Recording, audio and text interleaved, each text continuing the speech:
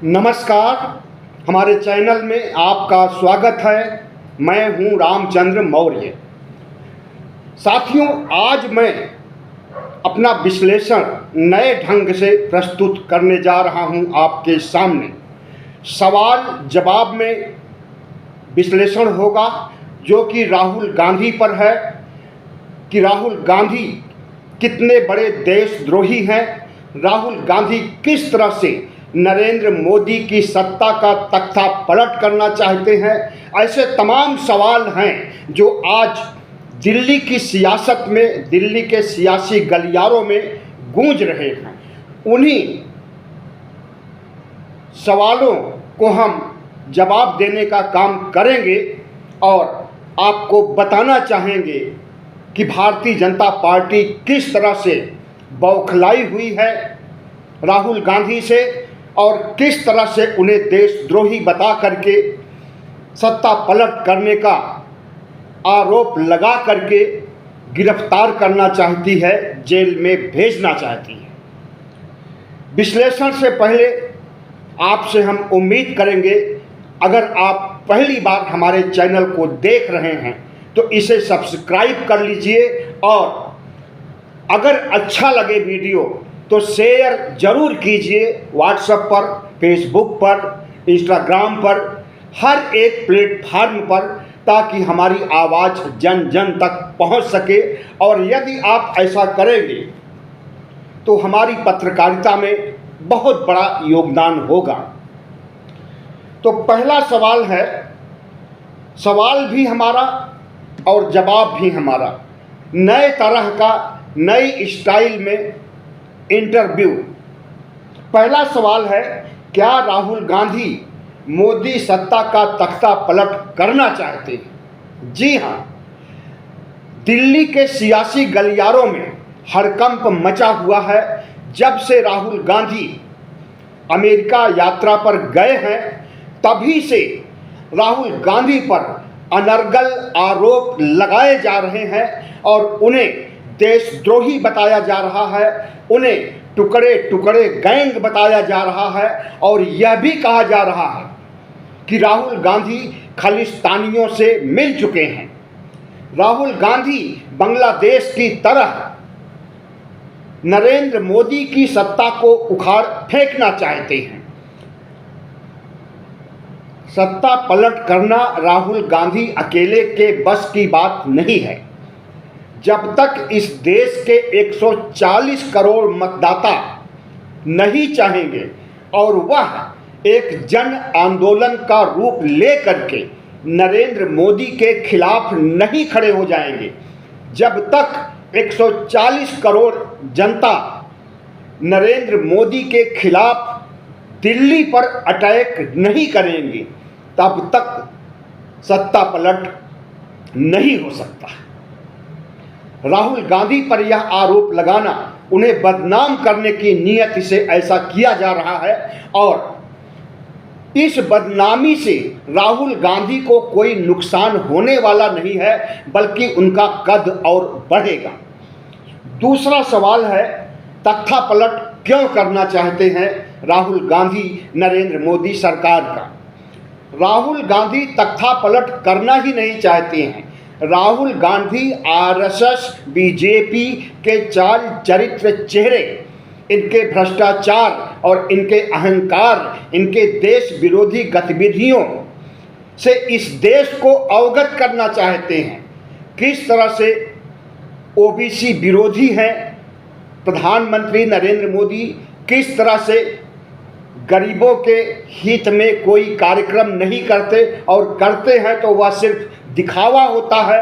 किस तरह से अडानी, अंबानी और कारपोरेट की झोली भर रहे हैं। राहुल गांधी आज से नहीं, भारत जोड़ो यात्रा के बाद से ही नरेंद्र मोदी को कटघरे में खड़े कर रहे हैं। लेकिन अब राहुल गांधी जब विपक्ष के नेता बन गए हैं, इनकी ताकत और बढ़ गई है, लोकसभा में इनकी सीट और इंडिया गठबंधन की सीट बढ़ गई है, तब से राहुल गांधी के अंदर आत्मविश्वास जगा है और वह इंडिया गठबंधन की सरकार संवैधानिक ढंग से बनाना चाहते हैं। चुनाव के जरिए बनाना चाहते हैं, सत्ता पलट करके अपनी सरकार बनाने के बारे में राहुल गांधी न सोचे थे, न सोच रहे हैं और न सोचेंगे। राहुल गांधी एक कद्दावर नेता है, विपक्ष के नेता है और विपक्ष के नेता को शैडो ऑफ पीएम कहा जाता है, प्रधानमंत्री की परछाई कहा जाता है। तो आज राहुल गांधी प्रधानमंत्री की परछाई हैं और कल यही राहुल गांधी प्रधानमंत्री बन जाएंगे और राहुल गांधी को प्रधानमंत्री बनाने के लिए इस देश के 98 करोड़ मतदाता मन बना चुके हैं। उसमें ओबीसी, एससी, एसटी के ज़्यादा लोग हैं जो राहुल गांधी को प्रधानमंत्री के रूप में देखना चाहते हैं और संविधान और लोकतंत्र को बचाने के लिए ओबीसी, एससी, एसटी के लोग राहुल गांधी को अपना नेता मान रहे हैं। अगला सवाल है, क्या राहुल टुकड़े टुकड़े गैंग चलाते हैं और टुकड़े टुकड़े गैंग से क्या भारत के टुकड़े टुकड़े कर देंगे? इसका उत्तर है, टुकड़े टुकड़े गैंग की अवधारणा जेएनयू से पैदा हुई है। जेएनयू पहले वामपंथियों का गढ़ था और वे वामपंथी भारतीय जनता पार्टी और आरएसएस को रास नहीं आते, क्योंकि आरएसएस की विचारधारा और वामपंथी विचारधारा में जमीन आसमान का अंतर है। तो कन्हैया कुमार जो कि वामपंथी संगठन के अध्यक्ष थे और जेएनयू के भी अध्यक्ष रहे हैं, तो जब वह अध्यक्ष बने हैं और भारतीय जनता पार्टी के खिलाफ आंदोलन किए हैं, उसी समय से कन्हैया कुमार को टुकड़े टुकड़े गैंग कहा जाने लगा है। और कन्हैया कुमार जब कांग्रेस पार्टी में शामिल हो गए तो कांग्रेस पार्टी को ही टुकड़े टुकड़े गैंग कहना शुरू कर दिया भारतीय जनता पार्टी और आरएसएस के नेताओं कार्यकर्ताओं ने। तो टुकड़े टुकड़े गैंग कह करके बदनाम करना, राहुल गांधी की अवहेलना करना, राहुल गांधी को नीचा दिखाना, यह भारतीय जनता पार्टी का उद्देश्य है, आरएसएस का उद्देश्य है। लेकिन टुकड़े टुकड़े गैंग कहने पर अब इस देश की जनता इतनी समझदार प्रबुद्ध हो गई है कि वह टुकड़े टुकड़े गैंग अगर राहुल गांधी को, कांग्रेस पार्टी को, इंडिया गठबंधन को कहना चाहेंगे तो इस पर कोई विश्वास करने वाला नहीं है। अगला प्रश्न है, राहुल गांधी की हत्या की साजिश कौन रच रहा है? आपको बता दें कि राहुल गांधी की हत्या की साजिश की बात आए दिन होती रहती है। पिछले 2 महीने पहले जब लोकसभा चुनाव चल रहा था तब भी राहुल गांधी की हत्या का सवाल बड़ा बन चुका था। और लेकिन राहुल गांधी अपनी हत्या से डरते नहीं हैं।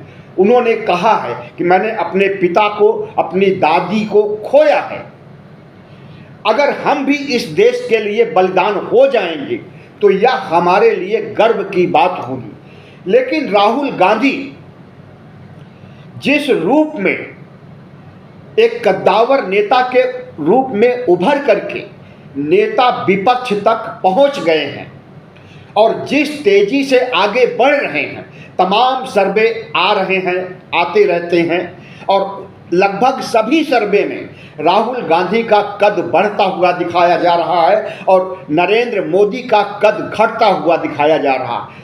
कद इतना बढ़ गया कि राहुल गांधी विपक्ष के नेता बन गए, संसद से सड़क तक अपनी आवाज़ उठाते हैं, सड़क से अमेरिका और पूरी दुनिया तक अपनी आवाज़ उठाते हैं और प्रधानमंत्री नरेंद्र मोदी और आरएसएस को कटघरे में खड़ा कर देते हैं अपने तीखे सवालों से। बस इसी वजह से भारतीय जनता पार्टी के लोग राहुल गांधी से नफरत करते हैं और उनकी हत्या करने की बात कहे हैं। अभी हाल में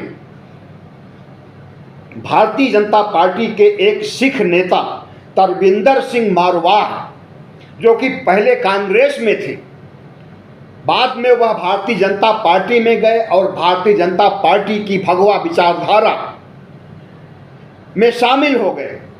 तो उन्होंने, राहुल गांधी ने जो अमेरिका में बयान दिया था सिखों के प्रति, और वह बयान कोई ऐसा बयान नहीं था कि जो सिखों को नुकसान पहुंचाए, सिखों को दुखी करे, ऐसा कुछ भी नहीं था उनके बयान में। उन्होंने सिखों को आगाह किया था अब भविष्य को लेकर के कि भारतीय जनता पार्टी एक ऐसी पार्टी है जो सभी धर्मों को अलग करना चाहती है, और वह किसी भी धर्मावलंबी, अन्य धर्मावलंबी जो कि हिंदुओं के अलावा हैं, उन्हें दोयम दर्जे का इंसान समझती है। आरएसएस भी ऐसा ही समझता है। तो राहुल गांधी के बयान के बाद सिखों के खिलाफ जो कहा जा रहा है, हालांकि खिलाफ नहीं था, सिख नेता तरविंदर सिंह मारवाह ने कहा कि राहुल गांधी की हत्या कर दी जाएगी, जिस तरह से उनकी दादी की हत्या 31 अक्टूबर 1984 को की गई थी, और वह हत्या भी सिखों ने किया था। सिख उनकी सुरक्षा में शामिल थे और उन्होंने अपने शस्त्र से इंदिरा गांधी के ऊपर 31 गोलियां बरसाई और इंदिरा गांधी धराशायी हो गई थी। तो उसी तरह की धमकी दे रहे हैं तरविंदर सिंह, लेकिन इनके खिलाफ अभी तक कोई भी एफआईआर नहीं कराया गया भारतीय जनता पार्टी की ओर से। कांग्रेस पार्टी एफआईआर कराने जा रही है, लेकिन हमें लगता है कि भारतीय जनता पार्टी के राज में कांग्रेस को न्याय नहीं मिल पाएगा, और इस तरह की हेट स्पीच देने वाले तरविंदर सिंह मारवाह का बाल बांका नहीं होगा। अगला सवाल है, राहुल की हत्या क्यों करना चाहते हैं? राहुल की हत्या इसलिए करना चाहते हैं क्योंकि राहुल गांधी पप्पू से नेता विपक्ष बन गए हैं। जो छवि पप्पू की बनाई गई थी राहुल गांधी की, हजारों करोड़ रुपए खर्च करके राहुल गांधी को नीचा दिखाने का प्रयास किया था भारतीय जनता पार्टी ने। भारत जोड़ो यात्रा के समय राहुल गांधी ने खुलासा किया था कि हमारी इमेज को, हमारी छवि को खराब करने के लिए, हमारी छवि को ध्वस्त करने के लिए भारतीय जनता पार्टी ने हजारों करोड़ रुपए खर्च किया, और इस बात को भारतीय जनता पार्टी ने माना भी। लेकिन इसके बावजूद राहुल गांधी भारत जोड़ो यात्रा और उसके बाद भारत जोड़ो न्याय यात्रा, जो कि मणिपुर से महाराष्ट्र तक थी, और भारत जोड़ो यात्रा जो कन्याकुमारी से कश्मीर तक थी, इन दोनों यात्राओं के बाद राहुल गांधी का कद तेजी से बढ़ने लगा, और उसके बाद संसद से सड़क तक जिस तरह से राहुल गांधी ने नरेंद्र मोदी को अडानी अंबानी के मामलों में, ओबीसी हक और ओबीसी जनगणना के मामले में, और इस देश के तमाम मुद्दों, महंगाई, गरीबी, जहालत के बारे में प्रधानमंत्री नरेंद्र मोदी को संसद से सड़क तक घेरने का काम किया। इसकी वजह से भारतीय जनता पार्टी के नेता हतप्रभ हैं, हैरान हैं, परेशान हैं, और उनकी परेशानी इतना बढ़ जाती है कि वह मानसिक संतुलन खो देते हैं और राहुल गांधी की हत्या करने का फरमान जारी कर देते हैं। अगला सवाल है, बीजेपी के दुष्प्रचार से क्या राहुल गांधी का कद बढ़ा है? जी हां, भारतीय जनता पार्टी ने राहुल गांधी का कद बढ़ाने में जो योगदान दिया है, उतना योगदान कांग्रेस और इंडिया गठबंधन का भी नहीं है। हम यह नहीं कहते कि कांग्रेस और इंडिया गठबंधन ने राहुल को आगे बढ़ाने, नरेंद्र मोदी के विकल्प के रूप में खड़ा करने में कोई कोर कसर छोड़ी है, लेकिन भारतीय जनता पार्टी ने जिस तरह से राहुल गांधी को ट्रोल किया है, राहुल गांधी की बदनामी किया है, राहुल गांधी को मार डालने, उनकी हत्या करने की बात कही है, इस बात को इस देश की जनता और खास करके 98 करोड़ मतदाता बर्दाश्त नहीं कर सकते। राहुल गांधी ने नफरत के बाजार में मोहब्बत की दुकान खोलने की बात कही है, और राहुल गांधी ने दूसरा संदेश यह भी दिया है कि डरो मत, अभय बने रहो। अभय जो कि कांग्रेस का चुनाव चिन्ह है, उसको इन्होंने कहा कि ये शिव जी अभय मुद्रा में संदेश देते हैं, तथागत बुद्ध देते हैं, गुरु नानक, लगभग सभी धर्मों के प्रवर्तक या धर्मों के देवी देवता अभय मुद्रा में संदेश देते हैं कि डरो मत, आगे बढ़ो। तो राहुल गांधी इनकी गिदड़ भपकियों से डर नहीं रहे हैं और डरेंगे भी नहीं, क्योंकि राहुल गांधी मान चुके हैं कि आरएसएस और भारतीय जनता पार्टी के लोग धौंस से डरवा करके राजनीति कर रहे हैं और इनकी धौंस नफरत की राजनीति का खुलासा अगर जनता के बीच में किया जाए और अभय मुद्रा में न डरने की बात कही जाए और नफरत के बाजार में मोहब्बत की दुकान समझाई जाए, तो जनता को समझ में आ सकती है और जनता को समझ में आ भी गई है।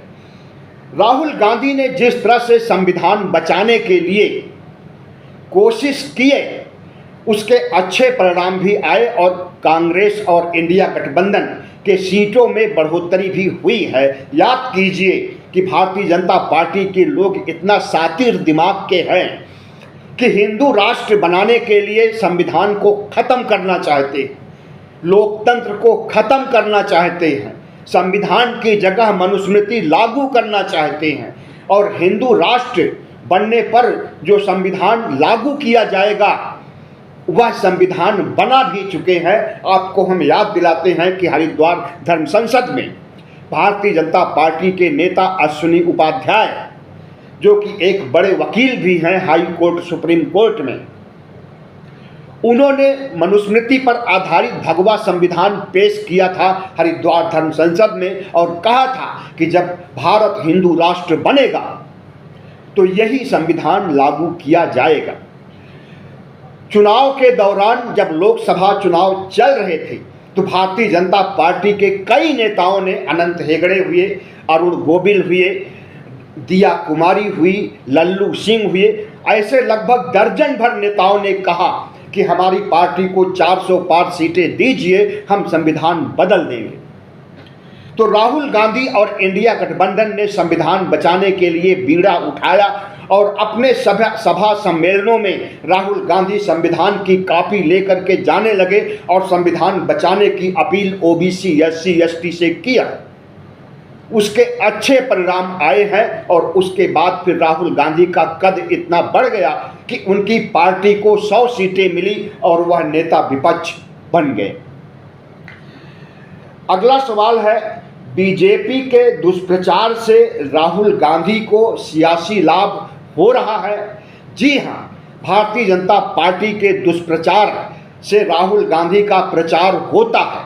अब इस देश की जनता समझ गई है कि भारतीय जनता पार्टी के लोग पूर्वाग्रहों से ग्रसित होकर के किसी की छवि को बिगाड़ने के लिए, किसी को नीचा दिखाने के लिए दुष्प्रचार करते हैं और जितना ही दुष्प्रचार करेंगे, जितना ही राहुल का कत्लेआम करने की बात कहेंगे, उतना ही हमदर्दी जुड़ जाएगी इस देश की मतदाताओं की राहुल गांधी के साथ। अगला सवाल है कि आलोचना और दुष्प्रचार करके क्या प्रधानमंत्री भी बना देंगे भारतीय जनता पार्टी के लोग, आरएसएस के लोग राहुल गांधी को? ऐसा बहुत लोग मान रहे हैं कि भारतीय जनता पार्टी ने राहुल गांधी के खिलाफ नकारात्मक प्रचार करके जो संदेश देना चाहा वह संदेश उल्टा हो गया। नकारात्मक संदेश को इस देश की जनता ने सकारात्मक रूप से लिया, पॉजिटिव वे में लिया और यह समझ लिया है इस देश की जनता ने कि राहुल गांधी की छवि खराब करने के लिए भारतीय जनता पार्टी जो प्रोपोगंडा करती है, जो साजिश रचती है, जो षड्यंत्र करती है, वह राहुल गांधी के कद को कम करने के लिए, राहुल गांधी से नेता विपक्ष पद से हटाने के लिए और राहुल गांधी को जेलों में ठूंसने के लिए भारतीय जनता पार्टी आए दिन कोई न कोई षड्यंत्र करती है। और जब इस देश के प्रधानमंत्री, राष्ट्रपति और न्यायपालिका के प्रमुख चीफ जस्टिस DY चंद्रचूड़, हम समझते हैं कि इन लोगों को स्वतः संज्ञान लेना चाहिए भारतीय जनता पार्टी के इस हेट स्पीच के खिलाफ।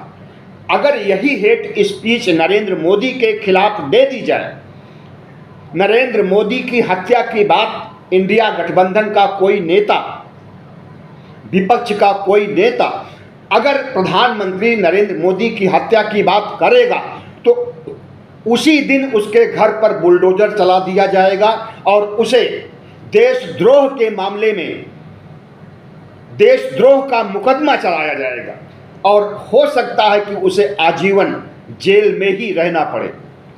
लेकिन राहुल गांधी के को मार डालने, काट डालने, उनकी हत्या करने, दादी की तरह 31 गोलियां मारने की बात आज अगर भारतीय जनता पार्टी के लोग कह रहे हैं और सत्तारूढ़ पार्टी के तमाम नेता उसका समर्थन कर रहे हैं तो उनके खिलाफ कोई कार्रवाई नहीं हो रही। याद रहे, राहुल गांधी ने भारत जोड़ो यात्रा के दौरान और उसके बाद भी नौकरशाही को आगाह किया था कि जिस तरह से नौकरशाही CBI, ED, IT काम कर रही है, सत्ता में आएंगे तो देख लेंगे।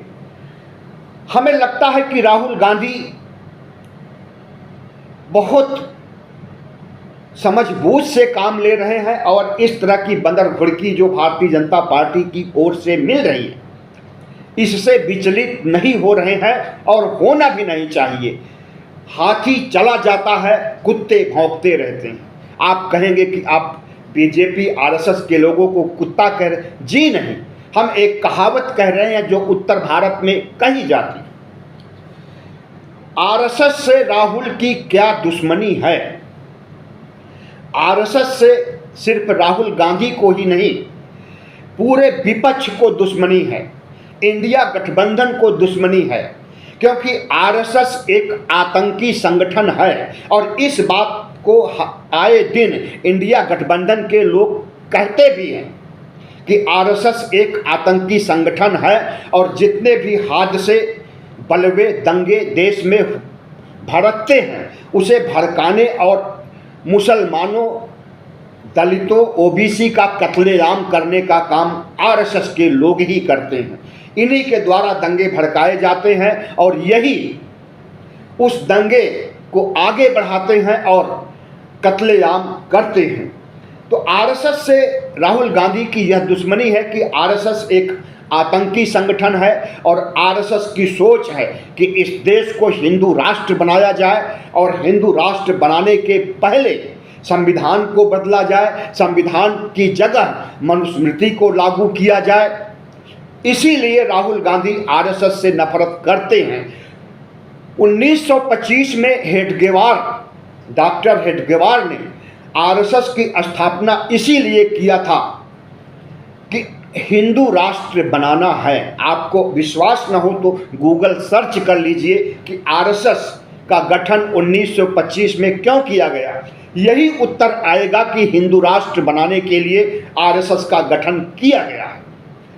हेडगेवार से लेकर मोहन भागवत तक 1925 से लेकर के 2024 तक 99 साल बीत चुके हैं और अभी तक RSS के सपनों का भारत नहीं बन सका है। भारत हिंदू राष्ट्र नहीं बन सका है। धर्मनिरपेक्ष भारत को हिंदू राष्ट्र बनाने का इनका सपना धरा का धरा रह जाएगा, इस बात की हम गारंटी देते हैं। संविधान को बदलने, मनुस्मृति को लागू करने का इनका सपना धरा का धरा रह जाएगा, इस बात की भी हम गारंटी देते हैं, क्योंकि OBC, SC, ST के मतदाता के कान खड़े हो चुके हैं संविधान बदलने, आरक्षण खत्म करने और भारत को हिंदू राष्ट्र बनाने के लिए। बाबा साहब डॉक्टर भीमराव अंबेडकर के संविधान को बचाना आज OBC, SC, ST का प्रमुख लक्ष्य हो गया है। और ऐसे में जब इतनी जागरूकता OBC, SC, ST में आ गई है तो आरएसएस के लोग, भारतीय जनता पार्टी के लोग न तो संविधान बदल सकते हैं और न हिंदू राष्ट्र बना सकते हैं। आरएसएस का उद्देश्य था 2014 में जब भारतीय जनता पार्टी सत्ता में आई कि अब तो हिंदू राष्ट्र बन ही जाएगा, क्योंकि नरेंद्र मोदी खुद आरएसएस के प्रचारक रह चुके हैं और आरएसएस में 35-40 साल तक रह करके इन्होंने आरएसएस के संस्कार को ग्रहण कर लिया है। और जब आरएसएस के संस्कार ग्रहण कर लिया है तो हिंदू राष्ट्र बनने में देरी नहीं लगेगी। लेकिन 10 साल बीत जाने के बावजूद भी आरएसएस हिंदू राष्ट्र नहीं बना सका और नरेंद्र मोदी जब सत्ता का मजा ले चुके तो उन्हें लगने लगा कि अगर हम हिंदू राष्ट्र बनाना चाहेंगे, संविधान बदलना चाहेंगे, तो हम अगला चुनाव नहीं जीत सकते हैं। 2014 में अगर वह हिंदू राष्ट्र बनाने, संविधान बदलने का काम करते तो 2019 का चुनाव नहीं जीत सकते थे। इसलिए उन्होंने हिंदू राष्ट्र की अवधारणा को ही त्याग दिया और संविधान को माथे से लगाने लगे। क्या आरएसएस आतंकी संगठन है? जी हां, आरएसएस आतंकी संगठन है। आरएसएस अस्त्र शस्त्र की पूजा करता है। हर साल विजयदशमी के दिन और अन्य मौकों पर भी आरएसएस पूरे देश में शस्त्र अस्त्र की पूजा करता है और जितने भी इनके जुलूस निकलते हैं उसमें अस्त्र शस्त्र के साथ निकलते हैं। आरएसएस की करीब 60,000 शाखाएं हैं पूरे देश भर में। उन 60,000 शाखाओं में प्रतिदिन सुबह अस्त्र शस्त्र की ट्रेनिंग दी जाती है। पिस्तौल, रिवाल्वर, लाठी, भाला, जितने भी अस्त्र शस्त्र होते हैं उसकी ट्रेनिंग रोजाना दी जाती है आरएसएस के द्वारा। आरएसएस एक आपराधिक मानसिकता वाला संगठन है। यह सांस्कृतिक संगठन कतई नहीं है। यह समरसता बिल्कुल नहीं चाहता है, बल्कि ओबीसी, एससी, एसटी के खिलाफ इसके अंदर जहर भरा हुआ है और ओबीसी, एससी, एसटी को यह मनुस्मृति युग की ओर ले जाने के लिए ही हिंदू राष्ट्र बना रहा है। सबसे बड़े इसके 3 दुश्मन हैं। पहला ईसाई धर्म के लोग, दूसरा इस्लाम धर्म के लोग और तीसरा दलित और ओबीसी और वामपंथी। यह आरएसएस के टारगेट पर हमेशा रहते हैं और आरएसएस चाहता है कि इस देश को हिंदू राष्ट्र बना करके अन्य धर्मावलंबियों को 2ym दर्जे का इंसान बना दिया जाए, उनकी नागरिकता छीन ली जाए और भारत को राजतंत्र बना करके सदियों सदियों तक राज किया जाए। लेकिन आरएसएस का यह सपना साकार होने वाला नहीं है।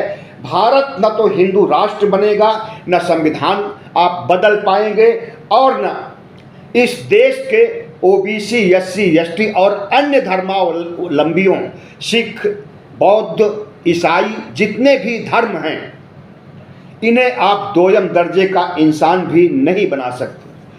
अगला सवाल है, क्या मध्यावधि चुनाव होंगे? माना जा रहा है कि मध्यावधि चुनाव हो सकते हैं, क्योंकि 4 राज्यों के चुनाव जो कि सिर पर हैं, जिसमें 2 राज्यों के चुनाव तो तुरंत होने जा रहे हैं, जम्मू कश्मीर और हरियाणा के। उसके बाद महाराष्ट्र और झारखंड के चुनाव होंगे और इन राज्यों में अगर भारतीय जनता पार्टी की हार होती है तो भारतीय जनता पार्टी कमज़ोर हो जाएगी और नायडू और नीतीश भी मौका देख रहे हैं कि जैसे ही भारतीय जनता पार्टी कमज़ोर हो वह इंडिया गठबंधन को समर्थन करें और इंडिया गठबंधन की सरकार बनाएंगे। कैसा लगा आज का वीडियो? प्रश्न उत्तर में आप ज़रूर कमेंट कीजिएगा और हमारे चैनल को सब्सक्राइब करके इसे शेयर ज़रूर कीजिएगा ताकि हमारी आवाज़ जन जन तक पहुंच सके। धन्यवाद।